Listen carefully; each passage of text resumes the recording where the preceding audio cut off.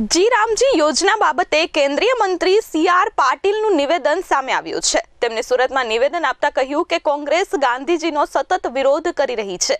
ગાંધીજીના અંતિમ શબ્દ રામ હતા, પરંતુ કોંગ્રેસે તેને સ્વીકાર્યા નથી। આ યોજના મજૂરોના હિતમાં છે।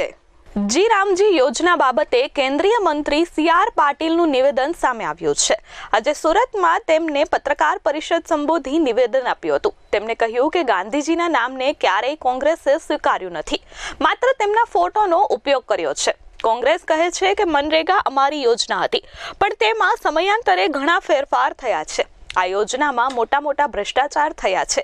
આ યોજનામાં મજૂર જ રહેતો હતો, પણ જી રામજી યોજનામાં 100 દિવસના બદલે લોકોને 125 દિવસ રોજગારી મળશે। મનરેગાના 88,000 કરોડમાંથી 32,000 કરોડ રૂપિયા જળ સંચય માટે પણ આપ્યા છે।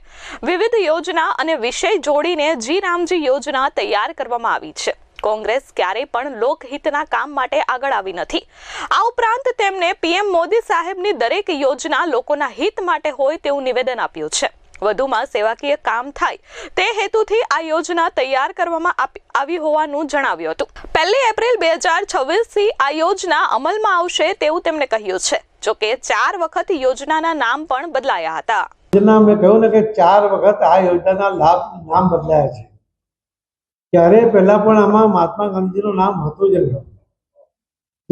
રાષ્ટ્રનું નામ હતું, ત્યાર પછી એની અંદર જવાહરલાલ નહેરુજીનું નામ ઉમેરાયું, ત્યાર પછી નરેગા બન્યું, પછી મનરેગા બન્યું।